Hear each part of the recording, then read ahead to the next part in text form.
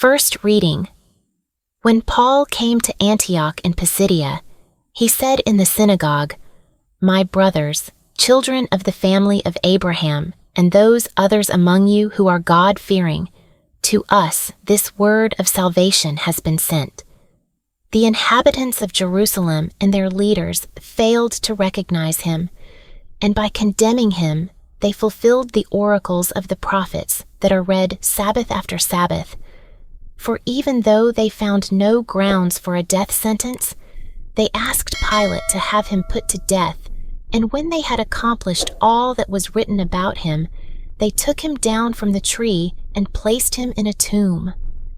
But God raised him from the dead, and for many days he appeared to those who had come up with him from Galilee to Jerusalem. These are now his witnesses before the people. We ourselves are proclaiming this good news to you, that what God promised our fathers, he has brought to fulfillment for us, their children, by raising up Jesus, as it is written in the second Psalm, "You are my son. This day I have begotten you." A reading from the Holy Gospel according to St. John. Jesus said to his disciples, "Do not let your hearts be troubled. You have faith in God. Have faith also in me. In my Father's house there are many dwelling places. If there were not, would I have told you that I am going to prepare a place for you? And if I go and prepare a place for you, I will come back again and take you to myself, so that where I am, you also may be. Where I am going, you know the way." Thomas said to him, "Master, we do not know where you are going. How can we know the way?" Jesus said to him, "I am the way and the truth and the life. No one comes to the Father except through me." We meditate on Psalm 2. "You are my son. This day I have begotten you. I myself have set up my king on Zion, my holy mountain. I will proclaim the decree of the Lord. The Lord said to me, 'You are my son. This day I have begotten you. Ask of me, and I will give you the nations for an inheritance, and the ends of the earth for your possession. You shall rule them with an iron rod. You shall shatter them like an earthen dish.' And now, O kings, give heed. Take warning, you rulers of the earth.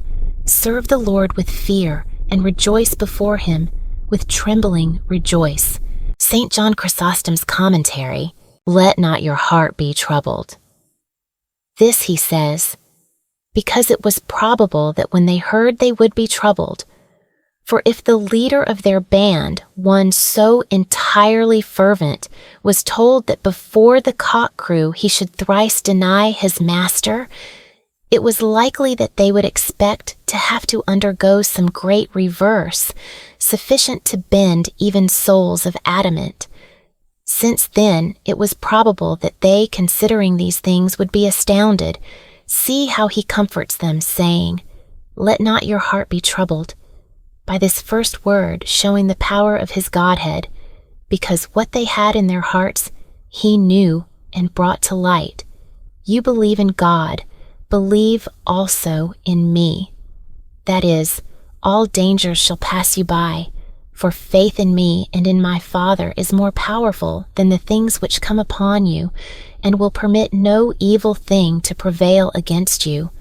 Then he adds, "In my Father's house are many mansions," as he comforts Peter when bewildered by saying, "But you shall follow afterwards." So also he gives this glimpse of hope to the others. For lest they should think that the promise was given to him alone, he says, "In my Father's house are many mansions. If it were not so, I would have said to you, I go to prepare a place for you. That is, the same place which receives Peter shall receive you. For a great abundance of dwellings is there, and it may not be said that they need preparation." When he said, "You cannot follow me now," that they might not deem that they were finally cut off, he added, "That where I am, there ye may be also." So earnest have I been concerning this matter, that I should already have been given up to it, had not preparation been made long ago for you, showing them that they ought to be very bold and confident. Then, that he may not seem to speak as though enticing them, but that they may believe the thing to be so, he adds, "And whither I go, ye know, and the way ye know." Do you see that he gives them proof that these things were not said without a meaning?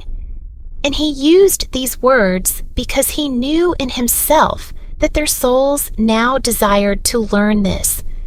For Peter said what he said, not in order to learn, but that he might follow. But when Peter had been rebuked, and Christ had declared that to be possible which for the time seemed impossible, and when the apparent impossibility led him to desire to know the matter exactly, therefore he says to the others, "In the way ye know." For as when he has said, "You shall deny me," before anyone spoke a word, searching into their hearts, he said, "Be not troubled." So here also by saying, "You know," he disclosed the desire which was in their heart, and himself gives them an excuse for questioning. Now "Where are you going?" Peter used from a very loving affection, Thomas from cowardice. "Lord, we know not whither you go." The place, he says, we know not, and how shall we know the way leading there? And observe with what submissiveness he speaks. He says not, "Tell us the place," but "We know not whither you go," for all had long yearned to hear this. If the Jews questioned among themselves when they heard of his departure, although desirous to be rid of him, much more would those desire to learn, who wished never to be separated from him. They feared therefore to ask him, but yet they asked him, from their great love and anxiety. What then says Christ? "I am the way, and the truth, and the life. No man comes unto the Father but by me." Why then, when he was asked by Peter, "Where are you going?" did he not say directly, "I go to the Father, but you cannot come now"? Why did he put in a circuit of so many words, placing together questions and answers?